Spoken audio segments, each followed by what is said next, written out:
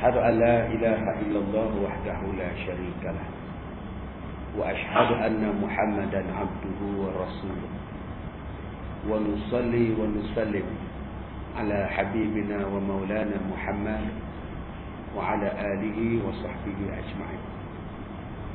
Terima kasih yang berbahagia Ustaz Zuhair. Seterusnya tuan-tuan, puan-puan, anak-anak, mudah-mudahan dirahmati oleh Allah Subhanahu wa taala. Insya-Allah pada pagi ini kita membicarakan tentang tajuk Rasulullah ketika kecil dan ketika remaja. Mudah-mudahan memberikan manfaat dan kebaikan kepada kita. Allah Ta'ala berfirman, A'udzubillahi minasyaitanir rajim, wa ma arsalnaka illa rahmatan lil alamin. Dan tidaklah kami utuskan kamu wahai Muhammad melainkan untuk menjadi membawa rahmat kepada sekalian alam. Nabi Muhammad ni bukan kata bila dah jadi nabi baru menjadi contoh kepada umat. Sebelum jadi nabi lagi sudah pun menjadi contoh. Bukan bila dah jadi nabi baru nak jadi baik. Sebelum jadi nabi memang dah baik.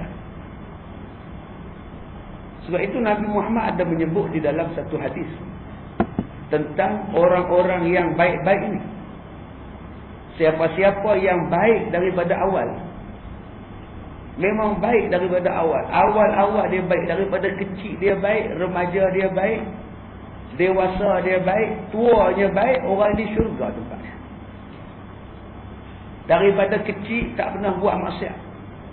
Tak pernah duduk dalam maksiat. Tak pernah suka dengan maksiat. Sampai ke mati. Orang ini boleh membawa kepada syurga. Dan itulah gambaran diri Nabi Muhammad SAW. Daripada dalam perut ibunya lagi tak menyusahkan orang. Siti Aminah tidak pernah mengadu yang sakit dia mengandung.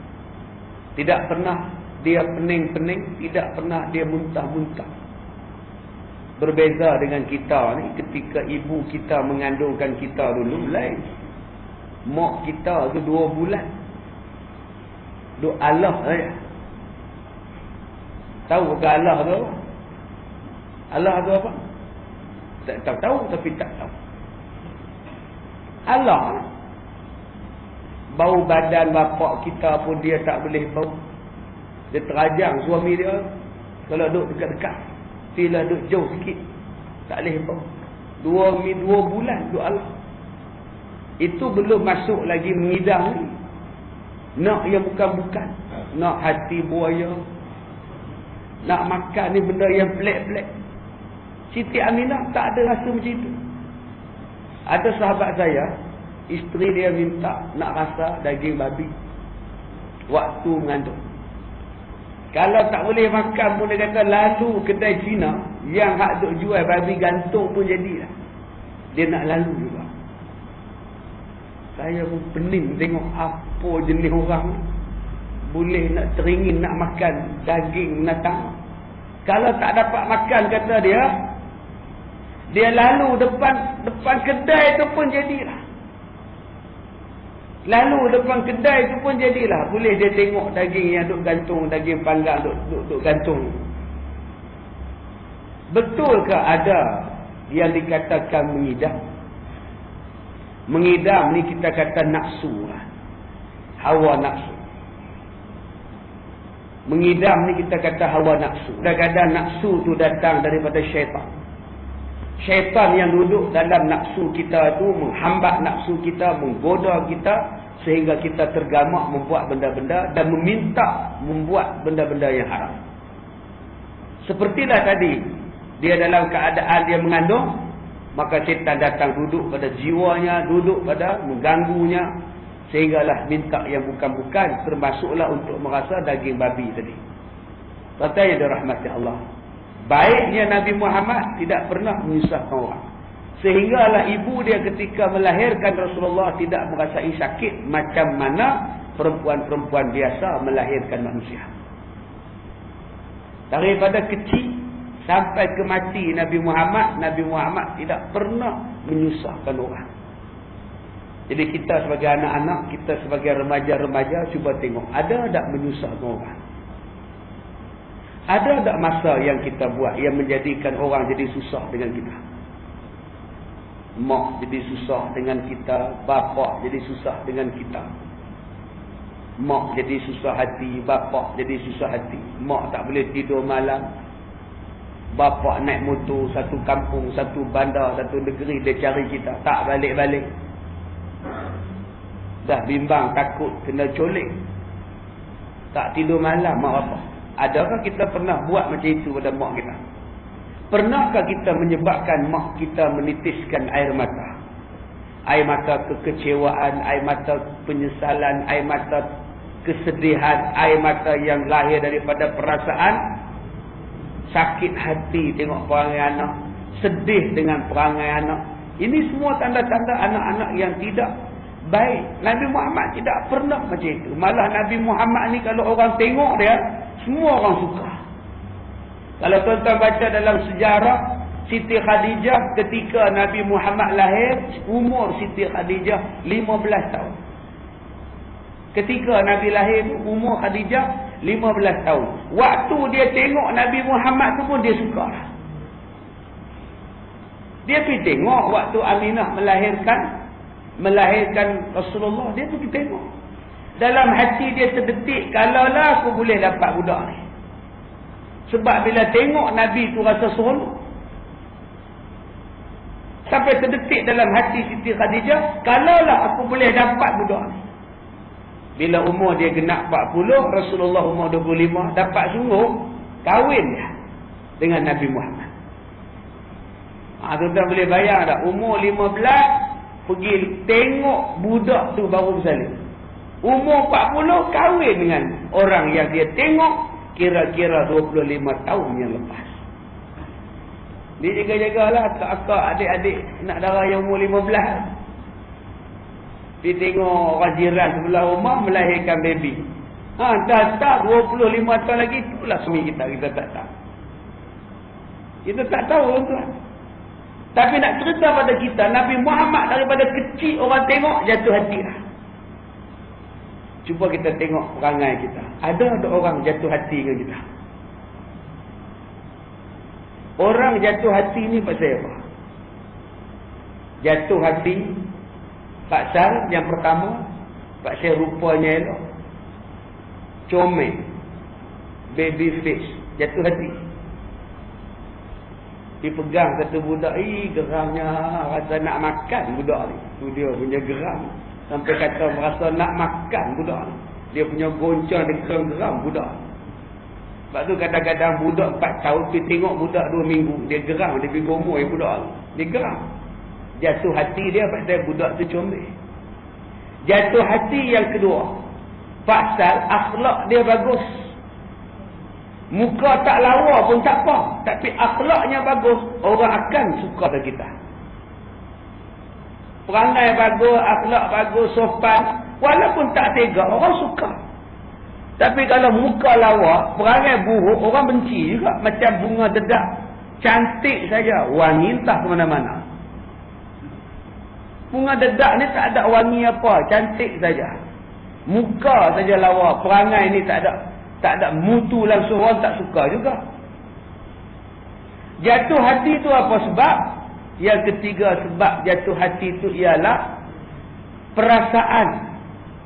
Perasaan yang tak tahu datang daripada mana. Yang bila kita tengok dia, kita rasa suka.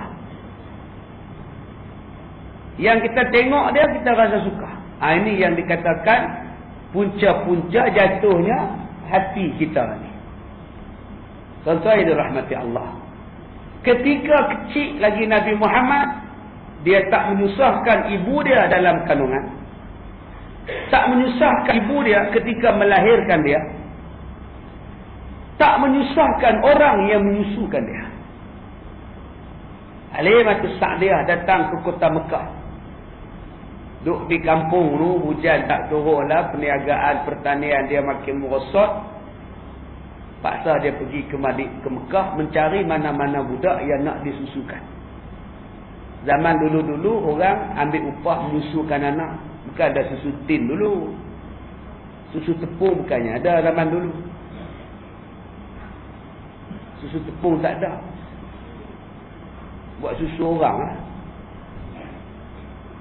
Tuan-tuan, anak-anak kita duk minum susu tepung tu dah berapa puluh tahun lah.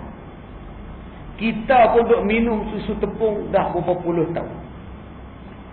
Seorang minum komand-komand 2 tahun, 3 tahun budak-budak duk minum susu tepung. Rakyat Malaysia saja duk ada katalah 6 juta duk minum susu tepung. Rakyat Singapura 100,000 duk minum. Rakyat Indonesia lagi ramai, 20 juta duk minum susu tepung. Rakyat China tak 100 juta duk minum susu tepung. Kalau kira seluruh dunia, rasa-rasa kita lah 2 bilion yang duk minum susu tepung sekarang ni. 2 bilion duk minum tiap-tiap hari susu tepung.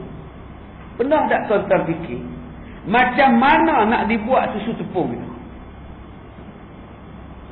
Dibuat, diperak daripada lembu.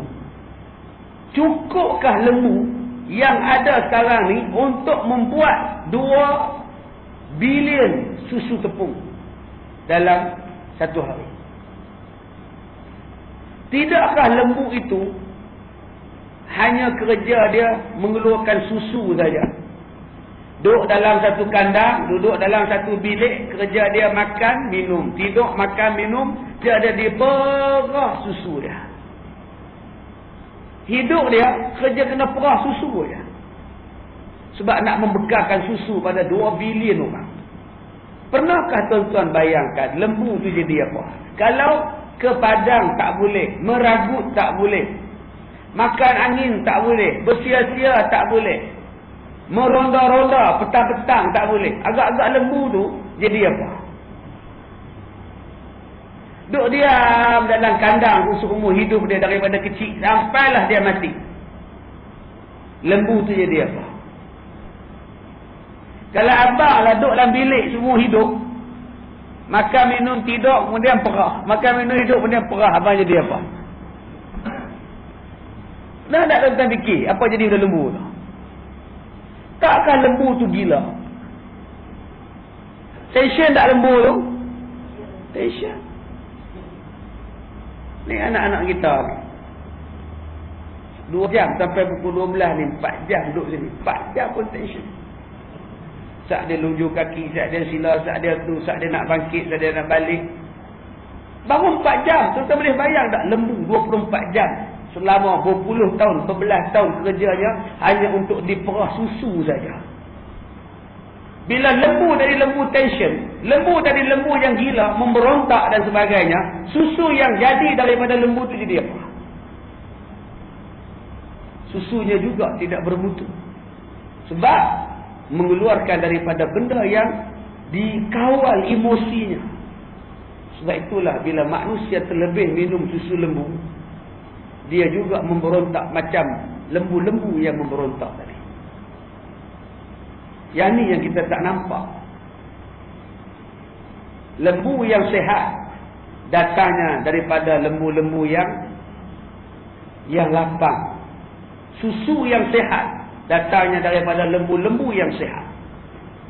Bila diminum susu lembu yang sehat, maka orang yang minum pun jadi sehat. Begitulah dengan manusia. Hendaklah dicari susu, dicari pengasuh daripada orang baik-baik. Bila diminum susu ibu daripada susu yang baik-baik, bila diberi minum susu daripada susu ibu, susuan yang baik-baik, diasuh dengan yang baik-baik, maka anak-anak juga akan menjadi anak-anak yang baik-baik.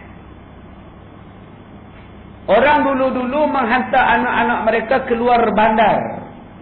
Duduk di kota Mekah, hantar anak untuk dibelajarkan adab, dibelajarkan bahasa Arab, dibelajarkan tentang perangai, disusu dan dimakankan daripada pendalaman. Kerana pendalaman jauh daripada asam garam, jauh daripada kehidupan yang tak elok. Duduk di pendalaman. Yang pertama, dicarinya Nabi Muhammad itu supaya dihantar ke sana pendalaman. Ajar dengan adab, ajar dengan perangai sebelum mencapai usia 6 tahun. Kita sekarang menghantar anak-anak kita sebelum mencapai usia 6 tahun kepada siapa kita hantar dan di mana dihantar. Nabi Muhammad duduk dengan Halimatus Sa'diyah hampir 6 tahun. Dan dalam tempoh 6 tahun Nabi Muhammad duduk dengan Halimatus Sa'diyah, apa yang Nabi Muhammad buat? Yang pertama, belajar bahasa. Kerana bahasa Arab di pendalaman lebih baik daripada bahasa Arab di dalam pekan. Sebab itu Nabi Muhammad menguasai bahasa Arab Quraisy dengan begitu baik. Yang kedua, diajar adab dengan Halimatus Sa'diyah. Yang ketiga, disusukan dengan Halimatus Sa'diyah, dengan susu perempuan yang baik, yang memakan benda yang baik-baik, yang dapat hasil daripada baik-baik, mengeluarkan susu yang baik, dan susu itulah yang mengalir dalam badan Nabi Muhammad sallallahu alaihi wasallam. Menunjukkan bahawa anak-anak kita, anak-anak remaja kita, anak-anak kecil kita perlu dipilih benda-benda ini. Kita perlu memilih isteri yang ada unsur-unsur yang ada pada Halimatus Sa'diyah. Kita perlu mencari makanan macam mana yang Nabi dijamu oleh Halimatus Sa'diyah daripada makanan yang baik. Dan kita perlu mengajar kepada anak-anak kita macam Nabi diajar, dengan bahasa, berbudi bahasa, kesopanan sebelum mencapai usia 7 tahun. Ini dipanggil dalam bahasa Arab sebagai ta'dib. Dalam bahasa Melayu, memberi adab. Anak-anak kita sekarang memang pandai-pandai. Umur 4 tahun dah belajar organ, main piano. Cerita Pendekar Bujang Lapuk. Ini apa? Oh, ini namanya biola. Oh, Pak Cik fikirkan piano. Kita ingat dah cerita apa? Ya, Pendekar Mustar. Umur 4 tahun dah pandai, dah main piano. Tuan-tuan tengok dalam rancangan macam-macam Aznil ke apa ke, budak-budak tombak ke apa. Oh, pandai. Saya duduk tengok budak-budak, oh, umur 5 tahun, pandai gelek lah. Cakap pun petah lah. Oh, pandai. Hak cakap orang putih pun pandai lah. Dalam tempoh itu, sepatutnya dia ajar ta'dib, adab. Nabi Muhammad diajar adab dalam tempoh itu. Bagaimana nak berjalan di hadapan orang. Bagaimana nak cuci tandas. Bagaimana nak pakai tandas. Bagaimana nak kencing. Bagaimana nak buang air besar. Bagaimana nak bercakap dengan orang tua. Bagaimana nak minum. Bagaimana nak tidur. Bagaimana nak bangkit daripada tidur. Apa nak buat selepas bangkit daripada tidur. Itu adab. Pernah ataupun tidak adik-adik kita ni bila menggunakan tandas, selepas keluar daripada tandas, berfikir. Sebelum aku keluar daripada tandas, berfikir dulu. Kalau orang lain masuk selepas aku keluar daripada tandas ini, orang itu selesa atau tidak menggunakan tandas ini. Pernah tak kita diajar dan mengajar macam itu? Sebelum kamu keluar pada tandas, pastikan tandas yang kamu dah pakai clear. Clean and clear. Kamu tarik tak flush tadi? Kamu cuci tak tadi? Cuci dah bersih keluar. Supaya orang yang masuk nombor 2 selepas kamu, orang tu selesa menggunakan tandas itu. Berapa ramai yang tak pernah ajar anak dia pakai? Air kencing di situ lah, bekas najis di situ lah, flush pun tak mau, duduk terapung je najis dalam. Janji aku selesai aku punya. Orang lain datang lantak lah. Jahat punya orang sini. Boleh adik-adik lepas guna tandas ni, pastikan orang lain boleh guna tandas dengan selesa, boleh? Kena buat. Cuba kita bila anak kita keluar tandas, kita masuk cek tengok. Tak betul je anak kita tu, panggil balik. Aiman. Mari. Cuba tengok penutup tandas ni. Ayah dah katalah dulu, selepas kamu guna penutup ni kamu nak buat macam mana? Kenapa kamu tak flush? Kenapa kamu tak cuci? Supaya kita guna tandas masjid, tandas surau, tandas awam. Kita masuk dengan kasut. Kita masuk dengan pasir-pasir kasut penuh dalam tandas. Bila kita keluar, selut tanah pun ada, tanah merah pun ada, pasir pun ada. Kenapa sebelum kita keluar, kita tak cuci dulu dalam tandas? Supaya orang lain masuk, tak nampak bekas tapak kasut, tanah merah, pasir dan sebagainya. Orang selesa guna. Ini dipanggil ta'dib. Pernah tak anak-anak remaja kita ambil tiru Rasulullah? Basuh tangan macam mana? Basuh najis macam mana? Dia ajar pada waktu kecil. Bila kita pergi ke sinki, kita buka paip, kita basuh tangan. Macam mana cara nak mengeringkan tangan?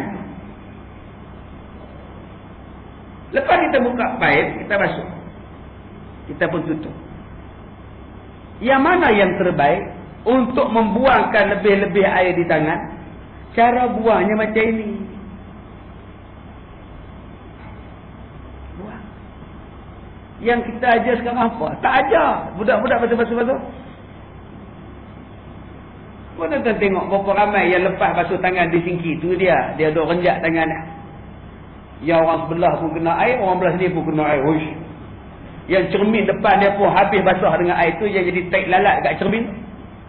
Berkelabu, berkelala cermin. Sebab tak diajar cara nak basuh tangan. Ini begini. Islam mengajar kepada kita semua jenis adab. Tapi sayang, adab-adab itu orang Islam tak amal. Yang mengamalkan orang-orang bangsa lain. Orang Jepun, orang Eropah. Sebab itu orang Europe dan orang Jepun mengatakan bahawa dia lebih mempunyai ketamadunan daripada orang Islam. Padahal yang dia tiru itulah tamadun Islam, perangai Islam. Tapi sebab dia tak tahu itu Islam, dia katalah dia lebih baik daripada Islam. Tambahan pula bila dia tengok orang Islam memang teruk daripada segi adab. Sebab itu orang Jepun adalah bangsa yang paling kurang masuk Islam di dunia. Bangsa Jepun adalah bangsa yang paling sikit masuk Islam. Dia nak masuk Islam sebab apa? Tandas dia boleh tidur dan makan dalam tandas. Tandas kita yang paling mengerikan. Mengerikan tu masuk tandas orang kita. Naik bulu rumah ni. Naik bulu rumah tegak muka-muka ni. Ya Allah. Nak buka pintu tandas tu, mengendak dulu. Clear tak clear? Clear tak clear? Ya Allah. Tu macam mana tuan-tuan? Rasulullah ajar macam mana? Perangai Nabi macam mana? Macam mana kita buat? Saya baru balik daripada Mesir, tuan-tuan. Kalau orang Jepun pergi melawat Mesir, pom-pom tak Islam, buat. Memang pom-pom lah. Peraturan jalan raya tak ada. Lampu malam-malam terpasang, buat Mesir. Menung saya tengok kereta tak pasang lampu, bas pun tak pasang. La ilaha illallah. Tak pasang lampu, tuan-tuan. Dia harap lampu orang. Yang dia pasang apa? Hon dia pasang. Pamon 24 jam pon. Lampu malam-malam tak pasang. Relax. Subhanallah.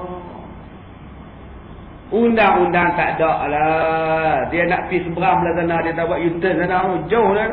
Dia masuk di Baidah terus ya. Dengan kereta berum. Subhanallah. Jepun tengok nganga. Wah, kena masalah. Wah, dia pun ikhlas tuan. Tak Islam buat Jepun. Sebab dia kata ini kan Islam. Dia sebab dia tengok Islam pada Arab, dia tak tengok Islam pada Rasulullah. Kita pun kalau tengok Islam pada Arab, mampu kita tuan-tuan. Tapi macam kita tengok Islam pada diri Nabi, sebab tu kita Islam. Dia contoh kita. Arab bukan contoh Islam. Dengan tanda air tak ada, kotak, kapek masjid ni tak tahu kita semayang atas kapek kan semayang atas pasir. Setiap tempat berhenti mesti ada tol. Bukan tol plaza tu. Tol duduk tu cokong. Duduk cokong minta duit. Tak bagi duit, tak boleh masuk. Boleh masuk keluar tak boleh? 1 pound. 1 pound. Duk tunggu dah. Paling banyak tol. Satu masjid 3 tol. Tempat kasut 1 pound. Masuk tandas 1 pound. Keluar tandas 1 pound. 80 kali kencing 80 pound. Tak bagi mampu. Saya singgah selayang satu masjid. Duk tunggu dah ambil kasut. Tak kasut. Lepas maya semua. Nak ambil kasut. $1. Bukan 1 pound. US dollar. USD. Dia tunjuk kat saya. $1. Saya bagi dekat dia 1 pound. Dia tak mau. Dia nak $. Lagi aku cekak orang dia tak. Bodoh sangat. Dia nak $. Tuan-tuan. Dolar bersamaan. Duk dekat 6 pound. $1 USD. Nah. Saya marah dia. Saya kata. Hadal masjid. Laisa fil bait. Terus diam tu. Hidup penuh dengan rasuah, tuan-tuan. Kalau kita tengok kepada keadaan. Tak Islam pun buat tu. Kotak tu saya cerita lah. Dengan baju kotak. Perangai kotak. Apa yang boleh ambil contoh daripada Arab? Tetapi kita mengambil contoh bukan pada bangsa. Kita mengambil contoh daripada Nabi Muhammad. Sebab itu akhlak Nabi, perangai Nabi itu yang jadi contoh pada kita. Kalau kita ambil akhlak Nabi, perangai Nabi, memang jadi bermutu kita. Bangsa yang berkemadunan, yang kita kata mempunyai akhlak yang baik, katalah orang Jepun. Dia pun belajar daripada akhlak Nabi. Orang Jepun kalau nak masuk rumah dia, kasut dia itu letak siap-siap lah. Kasut yang dia pakai tadi, sebelum dia masuk dalam rumah dia, kasut tu dia susun menghadap ke arah pintu pagar. Nanti dia keluar terus sarung, terus keluar saja. Ini adab. Kita sekarang berlari daripada pintu pagar, buka kasut pun tak ada, main renjih dengan kaki dia. Tuan-tuan tahu tak buka kasut renjih dengan kaki? Dia tak buka dengan tangan, dia sepak kaki dia, keluar kasut. Dia tendang kaki dia, keluar kasut sekolah. Jatuh longkang satu, jatuh balik pokok bunga satu. Ni, anak-anak kita balik sekolah. Subhanallah. Bila nak pergi sekolah pagi besok dia cari. Mak, kasut sekolah mana? Baru dia tanya mak. Mana mak tahu yang ke sekolah kamu? Oh, dia tak mau pergi sekolah dah, majuk dah. Ya, lempar duk renjai kaki pun hilang pergi ke mana kasut salah siapa? Adab. Sebab tu tuan-tuan boleh tengok orang Arab Syria. Tuan-tuan kalau pergi ke Arab Syria, ayat Arab Syria ni lembut. Lembut sikit. Arab Mesir kasar. Syria bagus. Tuan-tuan duduk di Syria dia lembut, sopan. Sebab tu ulama-ulama kata kalau Nabi tak pindah ke Madinah, mesti Nabi pindah ke Syria. Kalau Madinah pun tolak Nabi, Nabi akan pindah ke Syria. Sebab Syria tu lembut orang dia. Perangai dia sopan, cakapnya lembut. Orang Arab dia suka ada di belakang. Arab Syria, yang ni, ada banyak macam tu. Ya, banyak macam tu. Ada yang ikut rombongan saya pergi Mesir baru ni, satu ustaz. Dia duduk cakap Arab dengan budak-budak Mesir tu, dengan pelajar-pelajar Azhar. Nak cakap tak apa lancar. Yang ni tu banyak lagi. Anta, yang ni. Makam, yang ni. Duk yang ni tu lebih daripada 10 kali. Yang ni. Jadi budak-budak Mesir ni tanya pada saya, Ustaz tu mengaji kat Syria lah. Tak tahu. Duk yang ni banyak sangat. Nak cakap tapi wakaf tak ada. Duk yang ni lalas cakap Melayu tu. Orang Arab Syria, kalau tuan-tuan pergi ke rumah mereka, memang mereka ambil kasut tuan-tuan. Mereka ambil kasut tuan-tuan, mereka letakkan menghadap ke arah pintu pagar. Lagi senang, tuan-tuan keluar rumah dia, tuan-tuan terus sarung kasut dia, terus jalan. Tengah dia duduk menyembah dengan tuan-tuan, dia minta izin, pergi ke dapur, baca kopi ke, baca teh ke apa ke. Rupa-rupanya dia pergi ke belakang, pintu belakang, dia mari ke depan pintu depan, dia ambil stokin tuan-tuan, dia siap basuh stokin tuan-tuan. Dia jemur, bila tuan-tuan balik, stokin tu kering. Tuan-tuan pun tak tahulah yang dia basuh stokin. Subhanallah. Ni orang Arab Syria. Punya jenis macam itu. Dan bila nak balik, dia mesti bagi hadiah kat tuan-tuan. Dia bagi hadiah dalam bentuk manisan. Selalunya dia bagi manisan lah.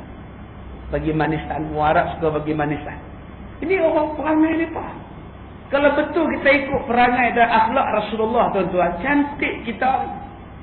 Sebab itu tanggungjawab kita mak bapak untuk mendidik anak-anak remaja kita ini dengan akhlak dulu. Cara duduk, cara makan, semua Nabi ajar. Cara tidur. Kita tengok dalam surat khabar semalam, tidur mengiring itu menyelamatkan nyawa seorang budak perempuan daripada mati lemas dalam asap yang tebal bila rumah dia terbakar. Kita baca dalam paper semalam kan, 2 adik-beradik dia mati. Kehitam, kebiruan dia kata lemas asap kerana lita pintas. Yang seorang lagi terselamat. Sebab apa? Tidur mengiring. Yang adik dia kak ada lagi seorang, tidur menelentang. Bila terbakar rumah dia, asap terus masuk dalam hidung, terus sampai menutup paru-paru dia. Tetapi bila dia ni tidur mengiring, macam Nabi tidur, menyelamatkan nyawa dia. Dia tak mati lemah. Ini keistimewaan meniru akhlak Nabi, cara Nabi, perangai Nabi. Bukan saja-saja tuan-tuan, Nabi Muhammad itu berakhlak. Baik, bila Nabi mencapai usia 6 tahun, duduk di rumah Halimatus Sa'diyah mendatangkan keberkatan kepada Halimatus Sa'diyah dan suami. Ketika mereka mula-mula datang ke Mekah, kuda, unta yang mereka bawa tu dah lembek lah. Tak larat jalan lah. Lemah lah. Suami isteri ni pun lemah, unta pun lemah. Pergilah cari mana-mana orang yang nak menyusukan. Seorang pun tak mau. Tak saya tengok Halimatus Sa'diyah ni, dengan kurus dia, dengan susah dia, orang tak apa nak percaya.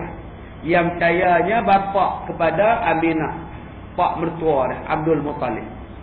Abdul Muttalib kata, kamu nyusulah anak yatim ni. Nak tak nak pun ambil lah anak yatim tu. Anak yang kaya-kaya yang lain semua orang dah ambil lah. Yang ni pun ambil lah, kerana Allah ambil. Bila mereka dah ambil Nabi Muhammad, nak bawa balik ke kampung mereka daripada Bani Sa'ad, unta yang mula-mula sampai tadi dah lembek dah, bila bawa Nabi Muhammad di atas unta tu jadi cerdas. Unta tu jadi kuat. Suami Halimatus Sa'diyah tanya, ini unta semalam ke? Kata Halimah, iya lah. Lain macam, ikat lebih ni apa ya? Kamu dah buat lain ke? Tak ada, ya semalam lah. Kuat penuh pun nampak ni. Bawa Nabi Muhammad pun dah jadi berkat dah tuan-tuan. Cuba kita ikut cara Nabi dalam kehidupan kita, mesti mendatangkan keberkatan. Unta pun dapat berkat daripada Nabi, bawa Nabi je dapat berkat. Kalaulah kita ikut cara Nabi, mesti dapat berkat. Mula-mula kita bubuh nama anak kita Muhammad, mesti berkat.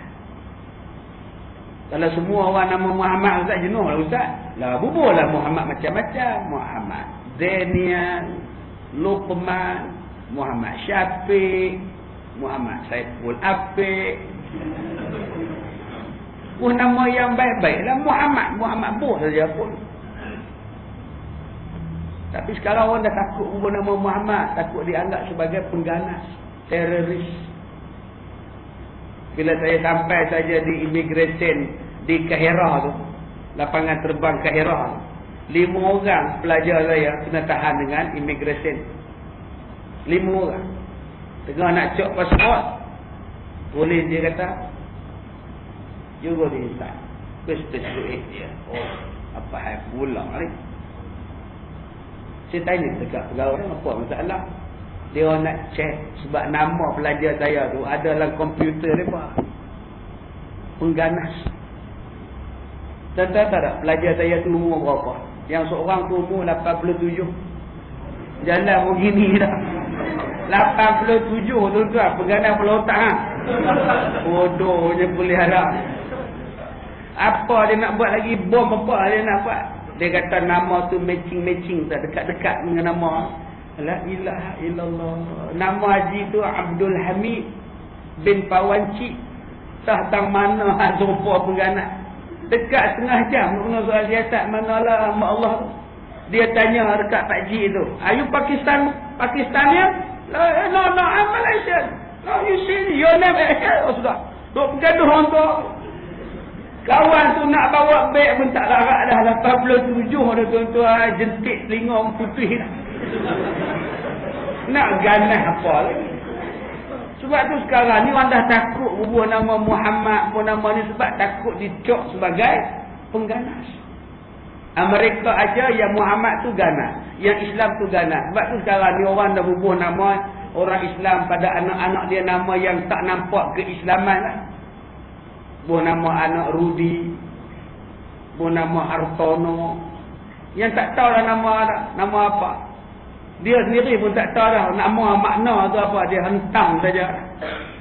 Kalau unta yang bawa Nabi Muhammad itu pun dapat barakah, bayangkan tuan-tuan, kita yang memikul nama Muhammad, mesti ada keberkatan pada nama kita itu.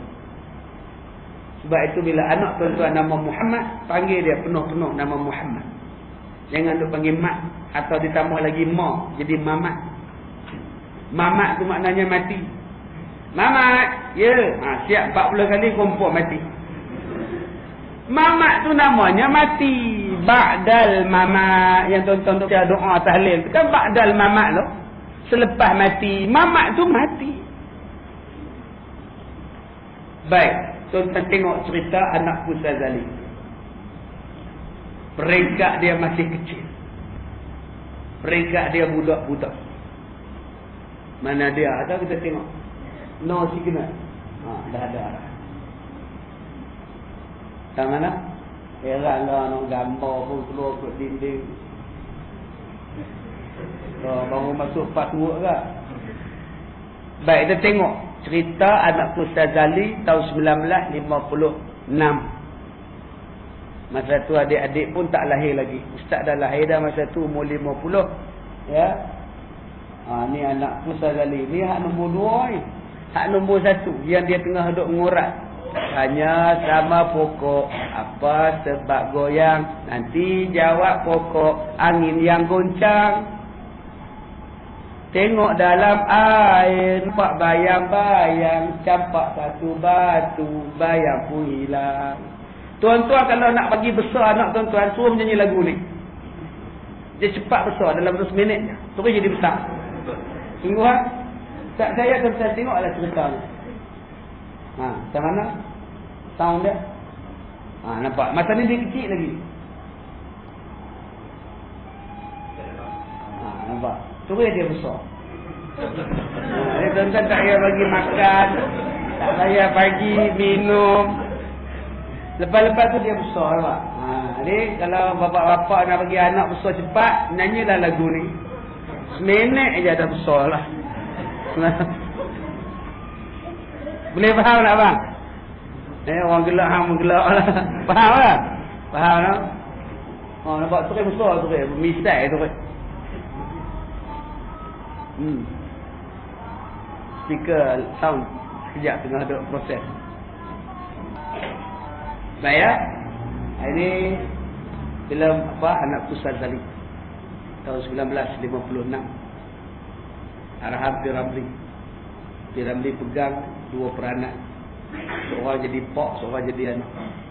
Pak pun dia, anak pun dia. Ya, Piramli menang anugerah pelakon laki-laki terbaik, aktor terbaik Asia tahun 57. Filem ni lah. Yang hero dia tu Zaitun, hidup lagi.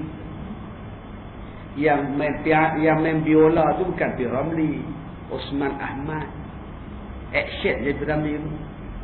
Yang menyanyi itu bukan Zaitun, Nurmadiah. Ya, Nurmadiah yang nyanyi itu. Lagu tu ciptaan Piramli, liriknya oleh Jamil Sulu. Abang nak pergi tandas ke? Tak. Lain macam nampak ni.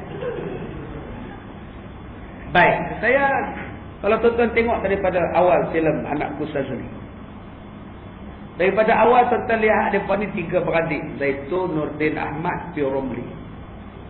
Mereka ni pergi tengok konsert. Pergi tengok konsert Ghazal Pati. yang menyanyi pada konsert Ghazal Party itu ialah penyanyi yang dah meninggal dunia 2 tahun lepas. Apa? Ma'wur. Siapa Ma'wur? Lupa lah. Orang panggil dia Ma'wur. Baru meninggal 2 tahun lepas. Dia dengan yang main biola dalam tu ialah Wan Kazim. Nama dia Wan Kazim. Tuan-tuan tak tahu sejarah ni, saya semua tahu. Wan Kazim ni sekarang duduk dipolis. Anak dia nama Wan Karizal Wan Kazim, yang bertanding pilihan raya baru ni. Anak dia masuk jadi calon Wan Karizal. Bapa dia Wan Kazim. Hidup lagi bapa dia, umur 70 lebih lah. Pelakon. Wan Kazim tu lah yang main biola dalam cerita Anak Ku Sazali. Dalam filem mula-mula dia pun 3 orang pergi tengok konsert itu. Wan Kazim ni yang main biola. Dalam cerita Hang Tuah tahun 55, dia yang menari dengan Hang Tuah bila Hang Tuah melawat Pahang. Negeri Pahang aman sentosa. Dia yang menari dengan Mak Sentul. Habis filem Anak Ku Sazali, Wan Karizal ni merajuk dia balik ke polis. Pasal tak diberikan peranan sebagai kambing sari dalam filem Hang Tuah. Ini sedikit info daripada Klasik Nasional. Baik, bila mereka balik daripada tengok konsert Wan Kazim tadi dengan penyanyi perempuan tadi, Ma'wur tadi, orang panggil dia, nama dia apa saya lupa, meninggal lah, yang duk menyanyi lah. Sebelum dia mati tu dia pakai tudung elok lah, meninggal lah. Jadi bila balik, bapa kepada Zaitun dan Nurdin Ahmad tunggu dipukulnya P. Ramlee. Sebab kata dia P. Ramlee lah yang bawa balik, yang bawa pergi anak-anak mereka ni pergi tengok konsert. Ini satu pahaman orang dulu-dulu. Pahaman orang dulu-dulu cukup benci kepada konsert. Bila sebut saja artis, mereka tak suka.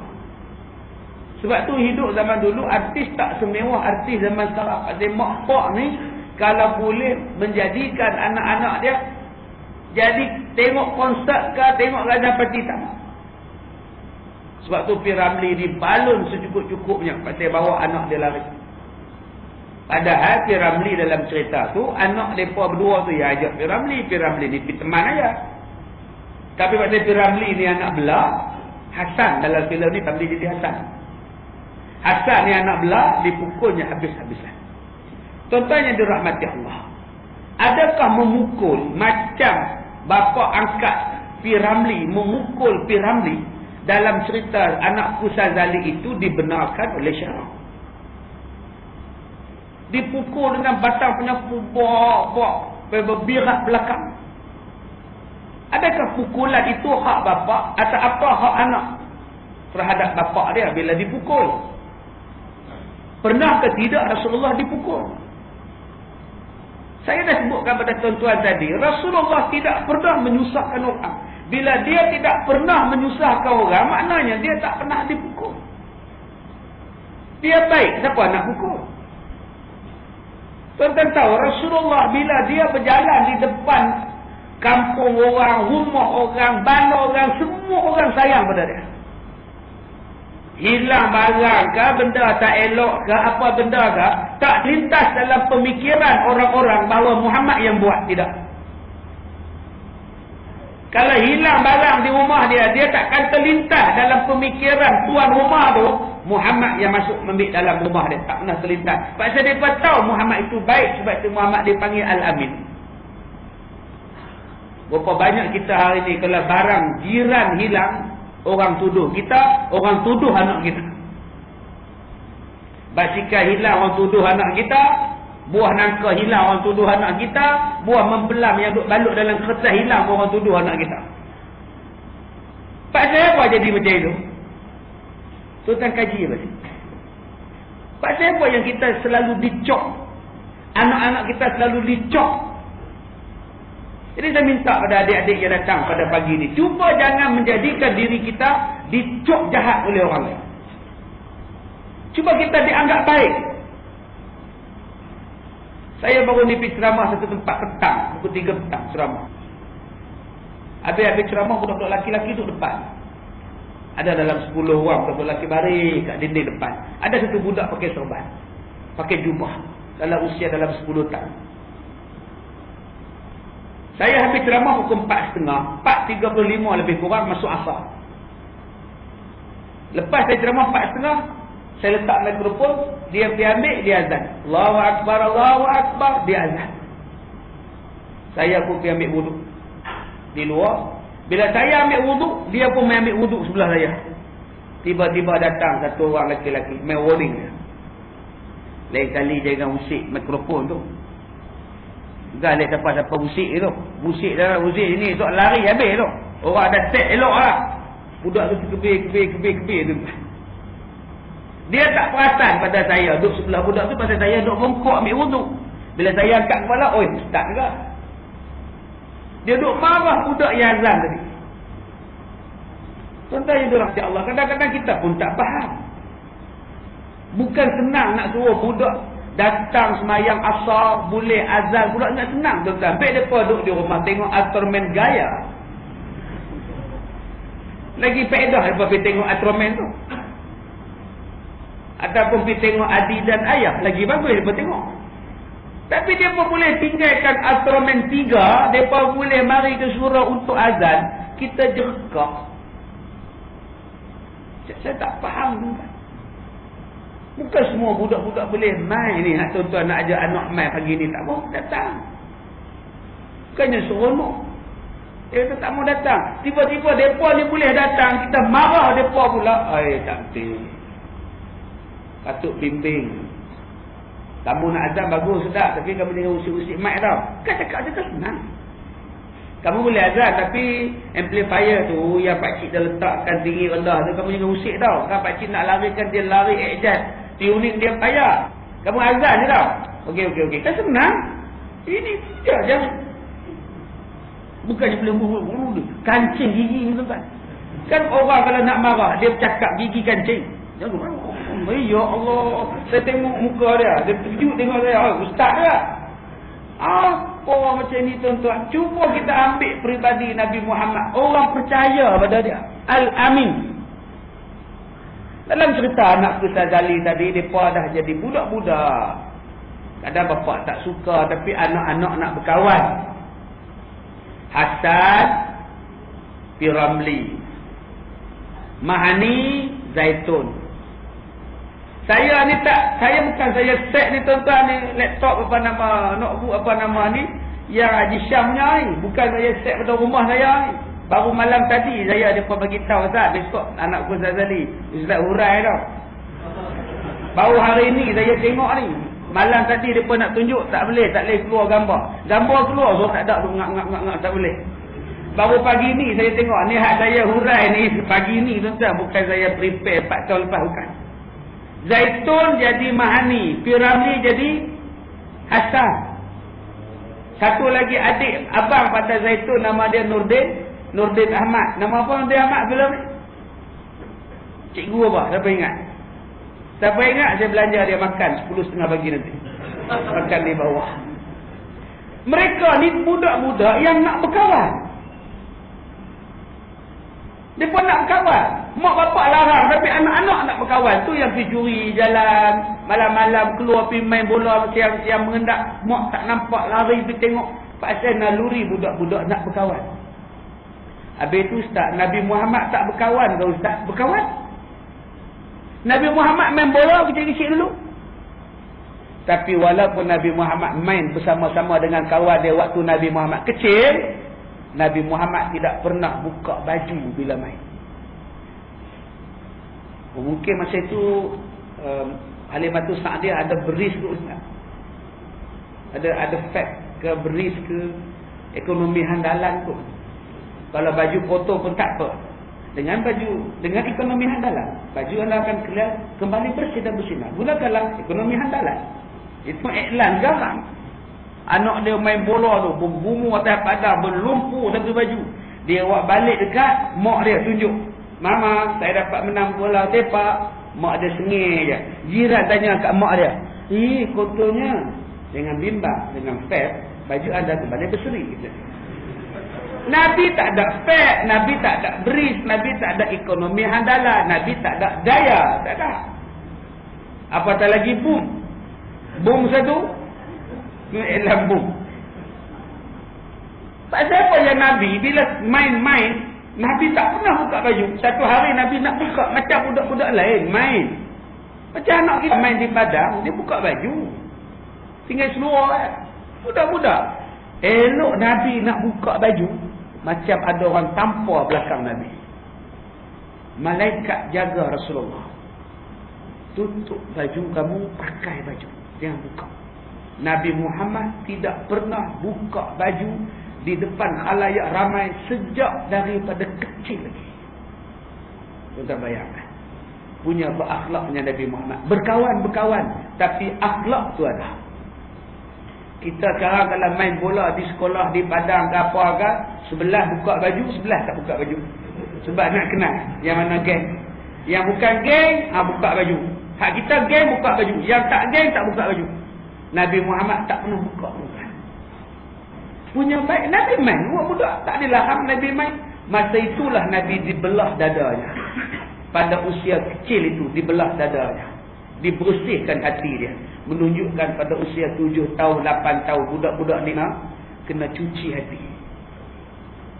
Ni besar-besar mereka ni. Anak-anak daripada warga, anak-anak pertubuhan kebajikan, anak yatim miskin, batu sang adati ni. Kalau-kalau anak remaja kita ni kena bersih. Oh tu kena operate ke Ustaz? Tak payahlah operate hati mereka. Macam mana nak membersihkan hati mereka ni? Pulanglah pada tuan-tuan. Nak suruh mereka khatam Quran sebelum sampai 7 tahun atau sebelum sampai 15 tahun ke? Supaya sinaran Quran masuk dalam hati dia. Terpulang. Dalam cerita ni, Fir'aun nak membersihkan hati dia yang tak tenang. Dia belajar main biola. Dia belajar main muzik. Dia dah tak duduk dengan pak angkat dia. Pak angkat dia dalam filem tu bernama Dain Haris. Dain Idris, minta maaf. Dan yang jadi mak angkat kepada Piramli dalam filem tu nama apa? Nama apa? Tak tahu. Tak tahu juga. Dia tak duduk dengan mak dia, ada duduk dengan orang yang kerja bot tambang. Yang ambil upah menyeberangi sungai dengan bot. Piramli kerja dayung sampan untuk membawa orang ke seberang sana. Dan malam-malam dia belajar biola, muzik. Tuan-tuan cuba tengok bila pendidikan yang diajar kepada Hasan, apa Hasan jadi? Pendidikan yang diajar kepada Hasan ialah biola, maka jadilah biola. Biola itu bentuknya apa? Maka dia pun tengok orang perempuan bentuk yang sama. Sebab itulah dia buat lari mahani, lari daripada mak bapak dia. Kesan yang ajaran tak baik, pendidikan yang tak baik, akhirnya menjadikan Piramli pun tak baik, bawa lari anak dara orang pergi ke Singapura. Kesan. Kalau orang yang baik, dia takkan buat lari anak dara orang. Pasal daripada kecil tak diajar tentang agama. Daripada kecil Piramli tak pakai baju tuan-tuan, sampailah besar. Duduk tengok tadi. Daripada kecil tu duduk main biola dengan Zaitun masa kecil tepi sungai. Awan nanti kata aku yang macam-macam lah, tanya sama langit apa sebab hujan, nanti jawab hujan, tanyalah awan. Awan nanti kata aku kandung air, sampai tempat sejuk aku pun. Daripada kecil tak pakai baju sampai besar juga. Pendidikan. Bila mahani itu orang nak pinang dia, yang mari minang dia mak dara bawa sogek. Kalau ada jodoh kita, berbetanlah kita ya. Duduk sogek. Yang Piramli tu kan bawa sampan. Yang dipinang tu makwa dia. Tapi dia tak mampu kerana dia miskin. Malam tu juga aku mengemaskan pakaian. Kalau tuan-tuan ingat filem tu. Tiba-tiba Mahni datang. Hasan, kau nak ke mana Hasan? Aku ingin tinggalkan tempat ini. Apalah maknanya aku hidup di sini jika kau nak berkahwin dengan orang lain? Hasad, hatiku hanya untuk engkau, Hasad. Ma'ani, berdoalah dengan mangkau Ma'ani. Biarlah aku merana. Hasad, bawalah aku ke mana saja, Hasad. Aku rela mati dengan kau, Hasad. Ya Allah, gatai je muka dia menyampuk. Ya Allah, mak dia yang beranakkan dia, bapak dia yang jaga dia, hanya kerana cinta, tuan-tuan. Tinggal mak bapak. Dia buat lari, tuan-tuan. Nabi Muhammad bukan jenis tu. Nabi Muhammad bila masuk alam remaja macam Piramli tadi, Nabi Muhammad menyertai peperangan pada usia 15 tahun. 15 tahun masuk perang. Menjadi pemuda yang berani. Bukan pemuda yang penakut. Anak-anak muda kita sekarang putih cinta pun teriak. Setengah kilo air mata keluar. Waktu yang bukan bercinta, gatal nak bercinta. Baru 3 tahun 5. Waktu yang sesuai untuk belajar. Dah cinta dah. Duk cinta sana, bercinta sini. Baru darjah 6. Bercinta dengan budak darjah 5. Yang darjah 6 perempuan. Yang darjah 5 laki-laki. Ya Allah. Saya baca satu surat cinta budak darjah 5. Laki-laki pada budak darjah 6 perempuan. Bertemu kita di arena persuratan. Oh ya Allah. Sekarang awak tak main surat-surat dah, SMS semua. Hang seorang je arena persuratan. Macam arena sukan yang bukan budaya dia. Nabi Muhammad bukan budaya dia. Nabi Muhammad remaja-remaja sudah mengenal kuda, lambang keberanian. Sudah mengenal pedang, lambang keberanian. Sudah mengenal lagi berenang, lambang keberanian. Diajar dengan sifat berani, bukan sifat penakut, sifat hati kecil. Tahu hati kecil?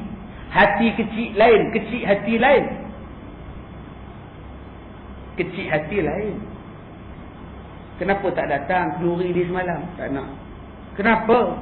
Saya kecil hati. Kenapa dia kecil, awak kecil hati? Depan saya dia tak jemput. Saya jumpa dia berdepan, tak ada jemput. Tiba-tiba dia lekat aja kat jemputan dekat masjid. Padahal dia jumpa saya kat bawah tu, apa salah jemputlah datang ke rumah. Ini tidak. Dia harapkan tampar dekat dinding masjid tu, yang tu tak datang tu kecil hati saya. Itu nama dia kecil hati. Satu lagi nama dia hati kecil. Hati kecil tu apa? Jiwa yang lemah. Jiwa yang lemah.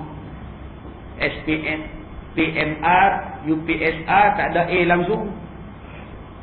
Dia terus menganggap bahawa aku telah gagal dalam hidup. Ini yang dikatakan hati kecil.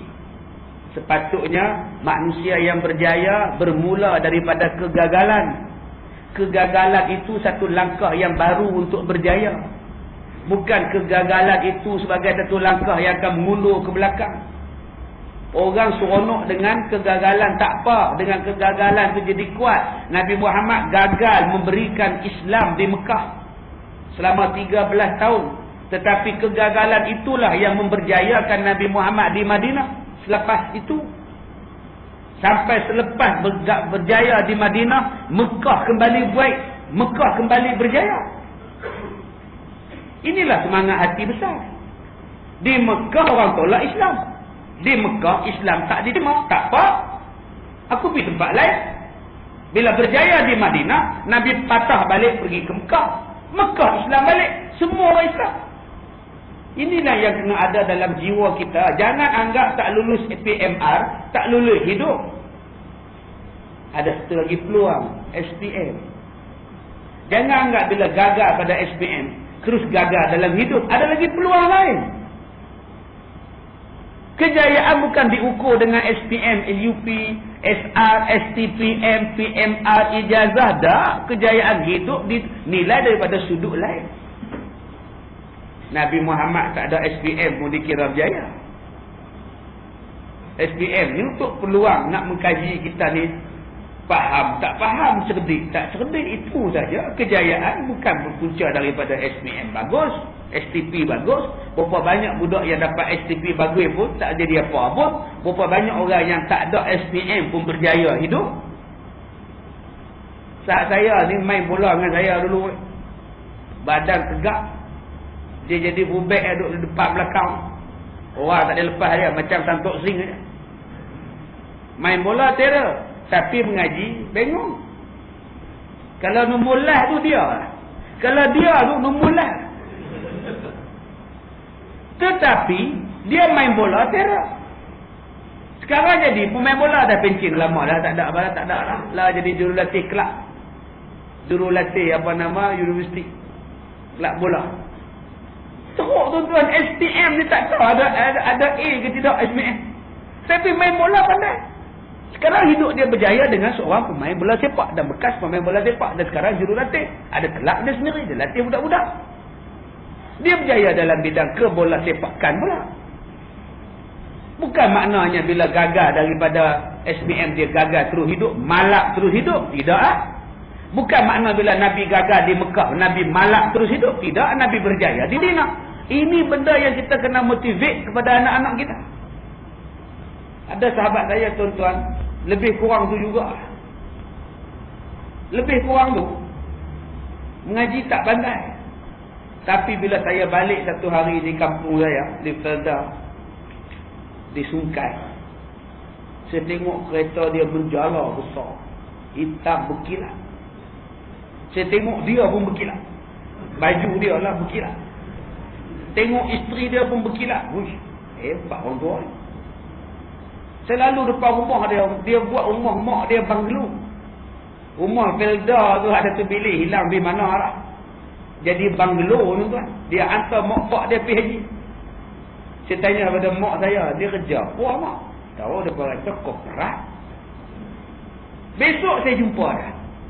Raya-raya jalan jumpa. Saya tanya dekat dia. Hang nega apa? Hebat. Dulu ni tuan-tuan dia menulis ni. Cikgu tak kerti tak tulisan. Hak dia tulis tu, dia cikgu tak kerti baca. Dekat buku nota, macam tulisan Firaun. Bukan kata cikgu tak kerti baca. Dengan dia pun tak kerti baca balik. Apa hak dia tulis? Ayat ni yang saya kata semalam ni, dia baca long hand, dia tulis short hand. Bila cikgu suruh dia baca, hang baca balik apa hang tulis, dia pun tak kerti. Subhanallah. Tengok sekarang, korporat. Allah bagi rezeki kat dia. Saya tanya macam mana ham nega elok nega apa ekspor import. Oh hebat. Macam mana ham boleh masuk nega ni? Tak tahu rezeki. Aku kerja dengan Toki tu, gaduh. Aku ngorak anak dia dapat. Gaduh. Bila Toki tu mati, lah aku ambil alih pak dia punya nega lah. Oh gitu. Allah nak bagi dia kaya, dia pergi reba Toki. Toki tu ada anak darah, dia ngorak anak darah tu. Bila ngorak ya anak darah, takkan nak jadi reba lagi. Bila Toki dia mati, pak mertua dia mati, dia duduk si pak dia pula. Sekarang dia dah jadi Toki pula. Oh ni dia tuan-tuan. Allah Ta'ala bagi ke situ pula rezeki. Jadi adik-adik yang mana lulu SPM grade 3, grade 4 ni, cubalah jadi driver ni. Lepas tu ngoraklah anak Toki. InsyaAllah jadi Toki balik. Tak pun kekal driver sampai mati. Tuan-tuan, bila kita tengok budaya itu, nampak kesan Piramli.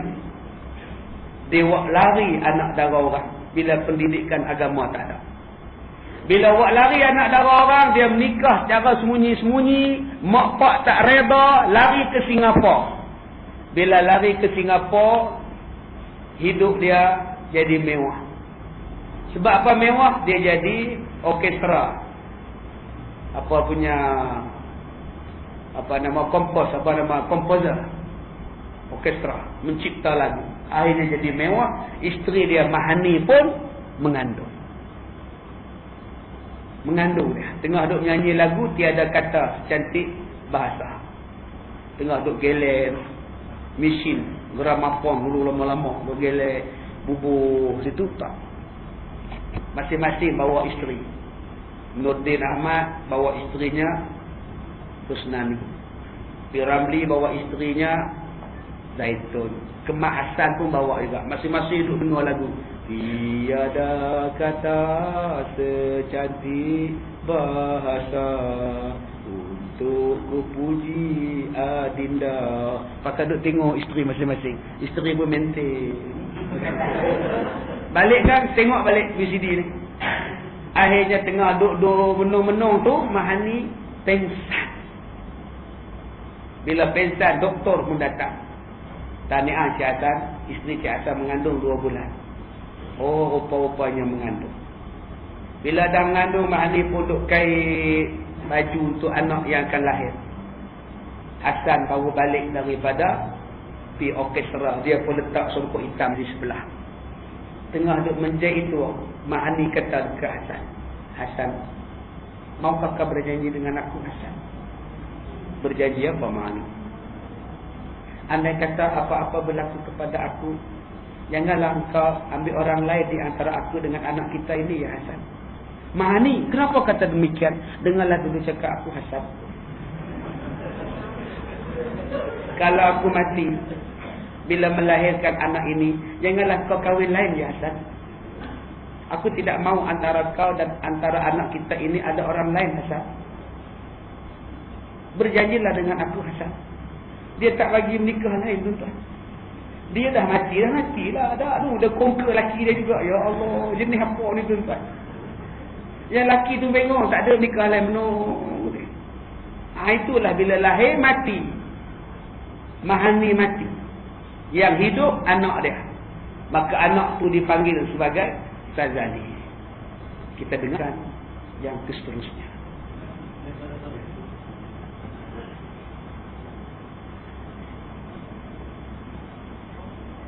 Baik, apa nama? Baik, tuan-tuan, itu wasiat. Itu dipanggil wasiat. Wasiat macam tu tak wajib dilaksanakan. Abang, kalau saya mati, jangan nikah lain. Itu wasiat yang tidak wajib dilaksanakan. Baik, kita tengok dari situ. Ya, Piramli berjanji memberikan kemewahan kepada anak dia. Piramli berjanji memberikan kemewahan pada anak dia. Pasal anak dia lahir dalam keadaan dia dah senang. Dia tidak mau anak dia susah macam mana dia susah. Dipukul, dikeji oleh bapa angkat dia. Kemudian dipaksa bekerja sebagai buk tambang. Kemudian melarikan diri daripada kampung, hidup merantau di negeri orang. Dia berjanji kepada anak dia, engkau tidak akan merasai susah, wahai Sazali. Diberikan kemewahan yang melampau kepada Sazali. Masa Sazali pergi sekolah, bukan pergi sekolah. Sazali pergi lepak dengan geng-geng dia di tepi pantai. Bersama geng dia, Ibrahim Pendek. Ibrahim Pendek tu daripada kecil sampai dia tua, dia pendek. Dalam filem ni. Sebab tu nama dia Ibrahim Pendek. Tuan-tuan, Ibrahim Pendek mengajar kepada Piramli supaya jadi jahat. Dalam filem itu Sazali masa kecil wataknya dipegang oleh apa? Bak Latif lagi? Nama apa? Tony Castello. Dipegang oleh Castello dia, Tony Castello. Ya, cukup jahat dalam cerita ni. Bila bapa dia, bila dia salah pilih kawan, Tony Castello sudah jadi samsing. Sazali sudah jadi samsing. Dia rompak kedai. Dia ambil batu, dipecahkan satu kedai, dia rompak kedai itu. Dia nak curi biola daripada kedai. Orang tangkap dia. Bila orang tangkap dia, orang mari rumah dia dengan orang satu kampung, orang mari ke rumah dia. Minta duit daripada pembantu rumah. Masa tu Piramli tak ada. Maka bila balik Piramli, orang gaji dia cerita kepada Piramli, tuan, tadi tengah hari datang ramai orang datang rumah sini. Apa mereka nak? Mereka kata anak tuan Sazali memecahkan kedai mereka, mencuri. Apa? Mencuri. Dipanggilkan Sazali. Apa yang telah kau buat, Sazali? Syazali tidak buat apa-apa bapa. Habis itu Syazali cuma tolong orang. Syazali ambil uang untuk tolong orang miskin. Kesian dia bapa. Ibunya mati, ayahnya mati, dia menangis lapar bapa. Sebab itulah Syazali mencuri untuk bagi dia makan bapa. Sungguh mulia hati kau Syazali. Nampak tuan-tuan? Dia ambil kunci peti besi, dia bagi dekat Syazali. Syazali, ini kunci peti ayah. Kalau apa-apa kau nak tolong orang susah, kau ambillah duit dalam peti besi ini. Betul ke ayah? Ya Syazali. Ini dia kunci peti besi dekat dia.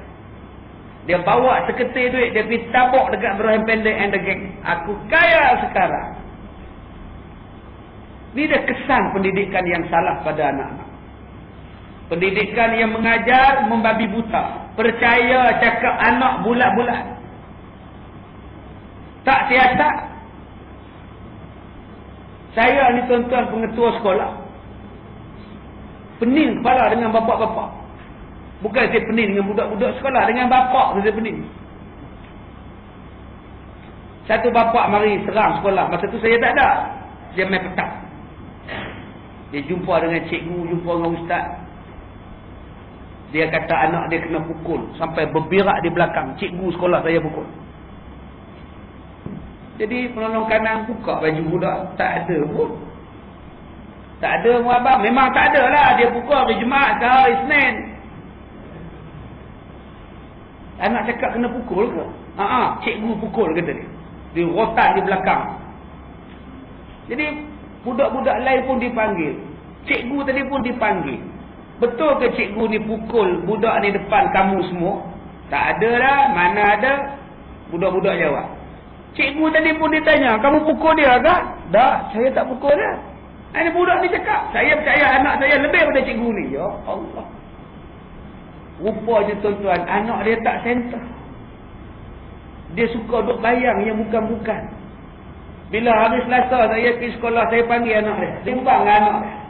Anak dia disuka membayangkan. Bila dia bayangkan satu-satu benda ni, dia buat balik ke pak dia, dia cerita yang bukan-bukan. Hari Jumaat saya jumpa dengan bapak dia. Minta bawa anak dia ni pergi ke psikiatris. Cek ni mental tak mental budak. Kita kadang-kadang tuan-tuan, kita anggap apa yang budak kita cakap betul semua. Tanpa soal siasat kita percaya. Macam Hasan percaya pada Syazali. Sampai dia tipu. Dan lebih mana lagi tuan-tuan, Hasan sudah mengajar Syazali menipu. Syazali itu ada sepupu anak Rosnani dan Nordin Ahmad yang dilakonkan wataknya oleh Hashim Mahyun. Masa kecil Hashim Mahyun ada satu anak patung. Syazali ambil anak patung tu, Syazali sorok. Hashim Mahyun cari anak patung dia. Satu rumah tak jumpa. Dia kata dekat pakcik dia, Pak Long dia, Pak Long, anak patung saya hilang, boleh tak Pak Long carikan? Nanti ya, Pak Long carikan. Dia tanya ke Syazali, ada kamu nampak anak patung dia? Tidak ayah, Syazali tak nampak. Cari-cari rupanya duduk balik kursi.